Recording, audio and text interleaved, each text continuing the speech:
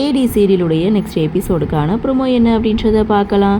அயலி தனியாக நின்றுட்டுருக்காங்க. அவங்க முகத்தில் ஒரு பதட்டம் தெரியுது. அங்கே வந்த பத்து, அதாவது அயலியுடைய பாட்டி அயலிக்கிட்ட கேட்குறாங்க, என்னாச்சு அயலி, யாருக்காக வெயிட் பண்ணிகிட்டு இருக்க, நீ ஏன் எப்போ பார்த்தாலும் தனியாகவே நின்றுட்டுருக்க அப்படின்னு சொல்லி பத்து இங்கே கேட்டுட்ருக்காங்க. அப்போது அயலி அதெல்லாம் ஒன்றும் இல்லைன்னு சமாளிக்க, இல்லை நானும் பார்த்துட்டே தான் இருக்கேன், நீ தனியாகவே வந்து நின்றுட்டுருக்க அப்படின்ட்டும், இன்றைக்குமா நீ வேலையெல்லாம் இழுத்து போட்டு செய்யணும் அப்படின்னு சொல்லிட்டு சிவாவை பற்றி அயலிக்கிட்ட விசாரிக்கிறாங்க.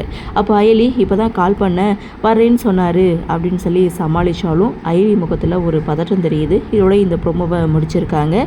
இன்னொரு பக்கம் சிவா வர்மா கிட்ட மாட்டிக்கிட்டாங்க. ஏன்னா ஏடி யார் அப்படின்றத கண்டுபிடிக்கிறதுக்கு பைரவியை கடத்தியிருப்பாங்க. பைரவி ஏடி இல்லைன்னு தெரிஞ்சதுக்கு அப்புறம் ஏடியை பற்றி விசாரிக்கும்போது நான் அந்த உண்மையை சொல்ல மாட்டேன்னு அவங்களே கட் பண்ணிக்கிட்டு இறந்துடுவாங்க. இன்னொரு பக்கம் பைரவியை காப்பாற்ற சிவா போகும்போது அந்த இடத்துல சிவாவையும் அடித்து பணைய கைதியாக வச்சுருக்காரு.